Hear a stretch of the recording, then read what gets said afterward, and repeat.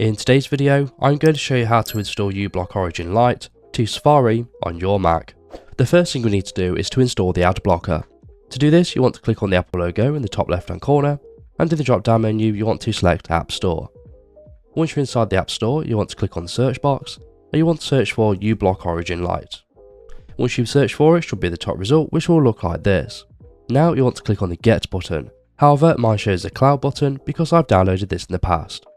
Now uBlock Origin Lite has been installed, we can exit out of the App Store, and now we just need to go ahead and activate it for Safari.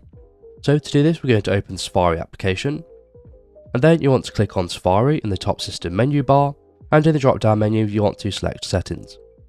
Once you're inside the settings, you want to select Extension tab at the top, and then you should see uBlock Origin Lite listed here, and if it's not ticked you want to tick it now.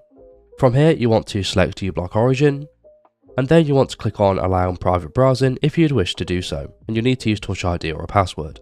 Next we need to allow it on all websites so it can actually block the ads, so we're going to select Allow on every website, and again in the pop-up box select the same thing, and now uBlock Origin is successfully working in Safari. Now before we go ahead and start using it, I do recommend you change your filter settings. So to do this we're going to click on the Settings button, and it will open a new Safari tab, and here you can change your filtering options. I do recommend selecting Complete. You can also change your filter list here at the top if you'd wish to do so. So now we've done this, we can exit out of the filter settings, and we can also exit out of these Safari settings as well.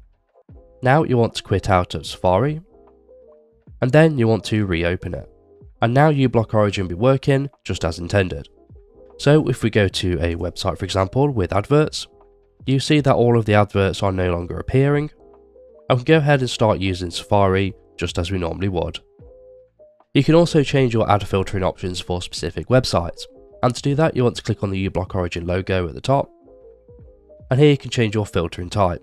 So if I select no filtering, and I'll wait for it to turn blue, and then the website will automatically reload, and the websites will now appear because they are no longer being filtered.